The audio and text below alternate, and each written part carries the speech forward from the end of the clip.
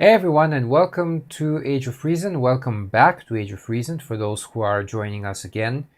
It's been a while. It's been a while since since I last did a show. There's many reasons for that. First of all, I was just busy writing things, and I was working on my digital art. I was doing a lot of research for my writing as well, so I just didn't have the time to kind of juggle around with all of that. Just before I start, I'd like to promote my book again, Beyond the Obscure. Please get it. It's a great read. It's kind of like a film noir story, psychological horror thriller. What I'm doing right now is I'm actually trying to write a prequel to it, which is kind of slow going, but hey, that's life.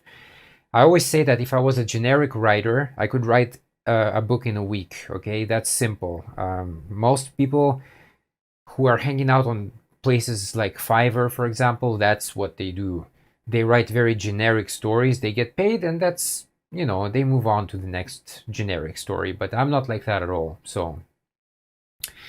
Anyway, so today I'm going to talk about the page briefly. So, what this show and the Facebook page Age of Reason is about is mostly to talk about climate change, okay? Because I feel that this is the most pressing concern that we have.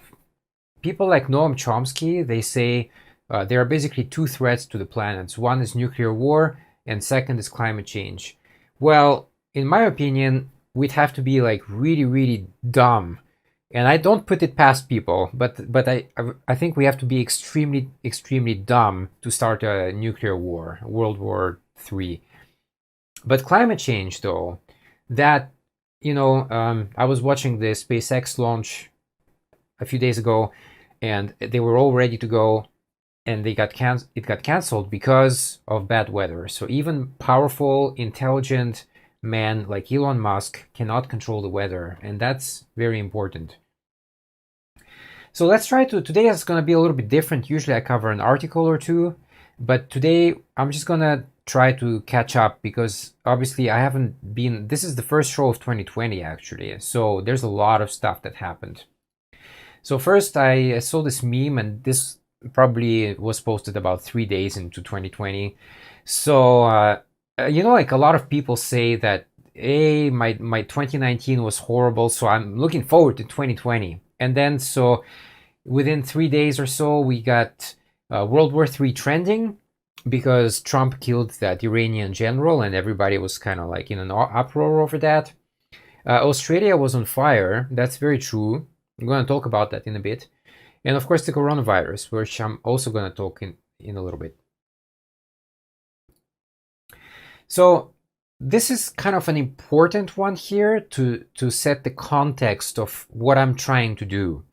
I recently posted a cement buffer. If people don't know what that is, it's kind of like a rotating cement thing, like to make it nice and even. Sometimes, if you let go, it starts to rotate by itself. So it does look like a machine kind of revolting against the owner. It's pretty funny, but it's absolutely like there's no essence to it. There's nothing for the mind in there whatsoever. So I posted that on a group, on an active group in Facebook, and you can see that a lot of people liked it. So I understand. People on the internet, they want memes, they want some ridiculous nonsense because that's what sells right now. So if I posted something serious though, about a serious topic, maybe I would get, I don't know, 8 to 10 likes or so. That's it. That's how people are engaged. So personally, I am very pessimistic about the future because of this. Because people just gravitate towards nonsense and not towards where they should be gravitating to. So this is a picture. This is a satellite photo that was taken, I think, in January this year. Well, this is Australia, and it's on fire. So there were fires everywhere. And this picture here, this was posted on CNN. This is a real picture. I didn't blow it out or anything like that. What you see here is actually smoke from the fires. And it's indeed very difficult to see anything through there, but we can clearly see that it's a beach. And despite all that smoke in the air, You can imagine, of course, it's very harmful to people as well, but they still went to the beach. So I just want to remind you that this is before the coronavirus, okay? So before the coronavirus, people were already dumb. The coronavirus didn't make people dumber. This picture, though, is taken during the coronavirus outbreak. This is a picture from France. So what France did is they locked down the most of the country, although my parents live there and they tell me a different story, but they live in a very kind of small village. So maybe the rules in small villages are different from rules in big cities, which would make sense. Anyway, so the government shut down places like public places, etc. And people stayed at home, but instead of staying at home, they started going out to parks. Hey, free vacation time, right? They completely misunderstood the entire point of trying to avoid other people, etc. So this picture here, I'm not sure exactly where it's from. It could be Florida. I don't remember, honestly. Again, the same thing. So in the States, we see the same thing. Many places started to shut down. Many politicians started to warn about social distancing, which we really should call physical distancing, because nobody is forbidding you to socialize on the internet, etc. What we don't want you to do is to be in physical contact with other people, because even if you are not very sick, or you think you're not sick, you might carry the virus, and you might carry it on to some very vulnerable groups out there, and eventually people might die because of you. So I don't want that kind of blood on my hands. If you do, that's your choice, but I don't. So I posted here a comment. I basically said that just shut down the beaches. I don't see the problem. Like, if people are dumb, if people don't listen to authority, then the government just has to come in and stamp their authority on it. So what I got in response is a classic 101 response from this guy who doesn't really have an American name, really. He says, "Repeat after me, we are free." So this is kind of a get out of jail card for the idiots out there. So they immediately start screaming, "Freedom, freedom." What I said in response to that is that, again, I repeated what happened in France, that people started to going out and hanging out thinking that they got a free holiday when they should have been staying at home and practicing, physical distancing. The thing about freedom, though, specifically, is that it's a double-edged sword. What I mean by that is, for example, if you take smoking, so a smoker will think that he has the freedom to smoke anywhere he wants. But I think I have the freedom to not inhale the smoke and get cancer through secondhand smoking. Okay? So who's the winner here? Well, you have to go in the favor of health here. So in this case, I would be right, because I don't want to be sick because somebody else is basically causing harm. That's what it's about. So once you start saying, I'm free to go around, no, if you're sick and you go out there and you contaminate other people, you're absolutely not free. Somebody has to control you. If you can't control yourself, then the government has to control you. Some people, that's the only way they learn.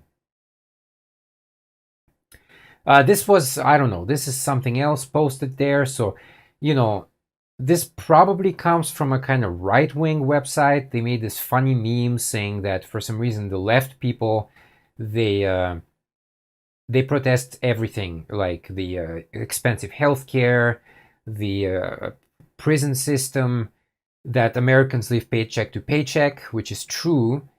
But what real Americans protest, though, is we need a haircut. We have no sports on television. We can't go to the beach. The world is ending, right? So again, during the pandemic, I just want to bring you back a little bit. I think this happened back in January. What happened was that there was a cruise ship in Japan, where I live. They had many infected people on that boat, of course, because you're in a tight space and it's a great environment for virus to spread. So what some countries did is that they started to fly those people back to their country so they can treat them back home. And this picture comes from the UK. We see, a convoy of buses, and if you look closely, the driver is not wearing a mask. So there you go. I mean, I'm sorry, but you talk about responsibility. How about the lack of responsibility? How about this guy not wearing a mask? And this is kind of a related thing. So I've noticed this trend on CNN recently. It's very kind of disturbing and strange at the same time. Uh, Here is a question of, my kids don't want to wear a mask. What should I do? So there's an answer there, and basically you can read it by yourself. You can pause the video, go ahead. But in a nutshell, what it says here is that you need to make the masks kind of fun. Maybe buy some kind of mask with a design, or make the kid draw some picture on it or something like that. Okay, I don't understand, why do we need to take advice from 5-year-olds? I thought we're the adults in the room. I thought we're supposed to move things forward, and yet we give way too much power to these kids who, I'm sorry, but they don't know the world yet, okay? They really don't. So this never happened when I was a kid. This would never ever be an issue when I was growing up. If I'm told that I need to wear a mask to make people safer, I wear a mask. I shut up and I wear a mask. So I don't see the issue here that we need to treat these little children like some kind of exotic animals. Oh, don't scare them or they'll fly away. Reminder, there's about 8 billion of us out there, okay? So we're not rare. We're not a rare species. We're not an endangered species yet. This was actually a related thing here, so that's why I put it together. Again, how do I make sure, this again from CNN, by the way, how do I make sure I'm not raising a racist child? Okay, well, here's what I'll say to this. I worked as a teacher, as a language teacher in South Korea. I worked in China. I worked in Japan. More or less, it's the same, because kids are kids everywhere. Despite what they say, Japanese kids will sit down and be very obedient. Well, maybe in a public school it is, but once you go to these kind of after school programs, they go wild just like anywhere else. So the main problem I had as a teacher is that not all, okay, because I don't like to speak in absolutes, but most parents, they left the parenting thing for me or to other teachers. So instead of raising the kid themselves, they leave it to the teacher. So I had to basically like teach their children morals and values as often as possible. Like, don't do this because it's bad. This should be education at home. This should have been finished before they step into my classroom. So again, I really kind of don't understand where we're going right now with this whole thing. Parenting right now sucks. Instead of like talking to your kid and satisfying their curiosity, what happens most of the time is that, hey, shut up, here's the phone, go away and play on the phone, or here's an iPad, go away, play a stupid game on the iPad, just leave me alone. But if that's your attitude as a parent, then why in the heck do you have children? Surely you must understand that there is responsibility if you have kids. But I feel like a lot of people really don't feel that responsibility whatsoever. I'm going to finish today by talking about climate change because, again, like I said, this is, for me personally, it's the most important issue that we have right now. So I'm, again, very pessimistic when it comes to that, because a lot of reports say like, oh, by 2050 we'll have that, by 2060 we'll have that. I'm actually afraid of the next 10 years. Forget 2050. I'm worried about 2030. So this graph here shows the global CO2 emissions by region. But what I really want to point out here is that there is this huge increase after 1950. So World War II is over. So the baby boomers took over. Hey, let's make as many babies as we can. And of course, there was an associated boom with production as well. So more people equals more consumption. It's very straightforward. And at the same time, more people equals more emissions because, everybody wants a car, everybody wants to eat meat. Well, not everybody, but a lot of people. They want to enjoy electricity at home, etc. So, of course, we're all responsible for emissions. Some countries more than others. But this big jump here, okay, from 1950, now we're in uncharted territory, really. We're way, way up there. So when we talk about climate change, there is a scientific consensus. You can go to skepticalscience.net, I think. Let me check. skepticalscience.com, actually. Okay, so skepticalscience.com, go to that website. They debunk a lot of climate change myths that are floating out there. So I always say that go check out that website first, and then if you have any problems, come here. Don't just come to this page and start saying crap like, oh, it's a liberal hoax or it's a Chinese hoax. You've done no research. You're just talking out of your ass here, okay? So do some research, and then if you have any problems, come and ask more questions. So there is a scientific consensus among climate scientists. That's very important, again, to notice that, because if I want my teeth fixed, for example, I don't go to a plumber. I go to a dentist. If I want to be good at sports, I would go to a sports trainer. I would not go necessarily, to my dentist in this case. And it's the same with climate change. If I want climate change news, I go to climate scientists. Again, not dentists, because technically dentist is sometimes listed as a scientist too. He's a doctor, right? So there is scientific consensus amongst the scientists, but amongst the US population, there is a lot of debate.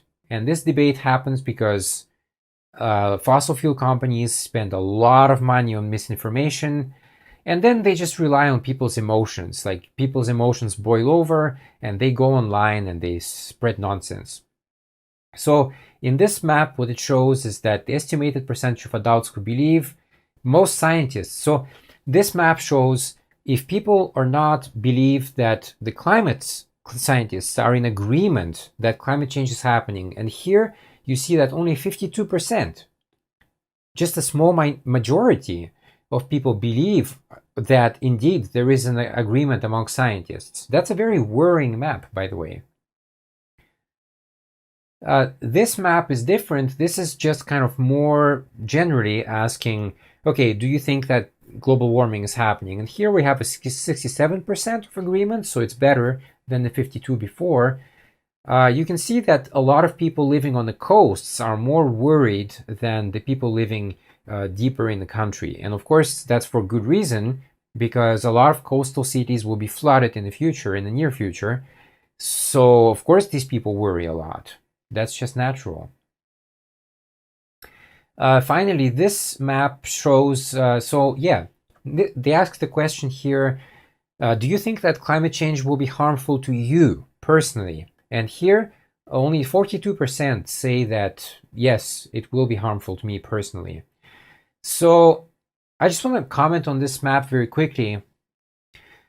A lot of people don't understand climate change, I think. They think that it's just watching these, pretty graphs of temperatures going up and down, and that's it.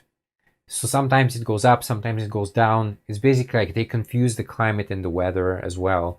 They don't understand the difference between the two. But climate change is actually an umbrella term. Climate change is a bit of everything taken into one. You can build a climate model based on these variables. So for example, it's the currents of oceans because they're changing. It's the currents of winds because they're changing because of us. It's the natural disasters, coastal erosion, farming, commercial farming, emissions from that. It's really a lot of things. It's not just the temperature, okay? So, for example, if there's a drought somewhere in America, if there's a severe drought somewhere, that means that there is maybe almost no food production for that year. So that means that people there might have problems from malnutrition or hunger, not temperature, okay? Temperature is temperature. Let's leave it aside.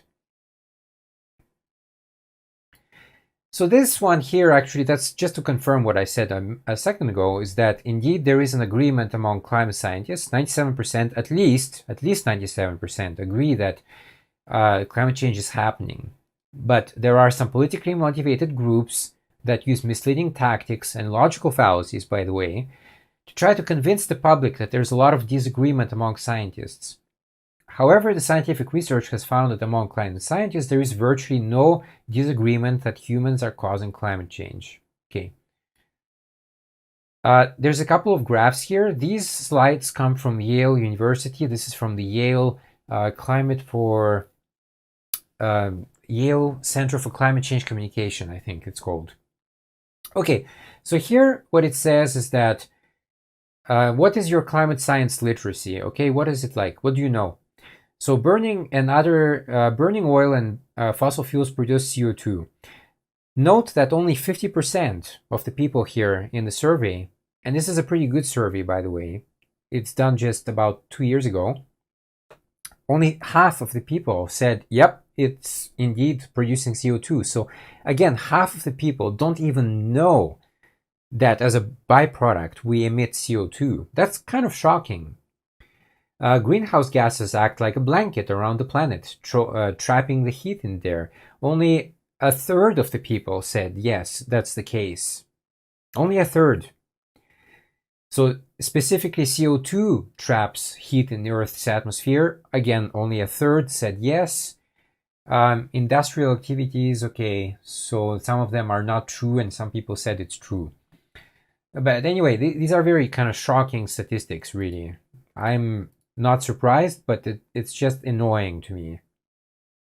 So here, another one, we have evidence that climate change is happening. So this is divided into 6 categories. So for example, if you take the alarmed people and the concerned people, these are usually people who are well versed in the topic. I'm in that group myself. And we share articles about climate change. We talk to others about climate change, etc. So usually the percentage there is very high. Like we know that it's happening and why it's happening, and we know about the logical fallacies about it, etc. But the interesting part here is to notice about the cautious and the disengaged people. So that kind of, to compare, is like we have Republicans, we have liberals, and then we have, independents, but we have a lot of people who are just non-voters. And that's, in a nutshell, who the cautious and disengaged are, especially the disengaged. These are people who lack the knowledge, they lack the motivation, they just live this kind of carefree existence, and they don't really care about anything like that. So this slide illustrates it even better. So this talks about low ability and low motivation with the audience. So even amongst the alarmed, which very much annoys me because really the number should be much lower, I have trouble understanding news about climate change. About a quarter said, yep, it's too hard for me, I don't understand, it's difficult.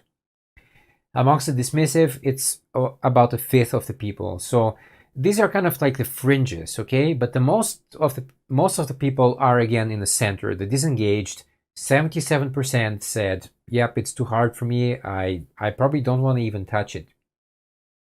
And then the next line is, I don't like to hear about climate change. So here you find what you expect to find is that the dismissive have 72%, so nearly 3/4 of them, they don't even want to hear about climate change. They know for them it's a hoax, okay? So of course they don't want to hear anything about climate change.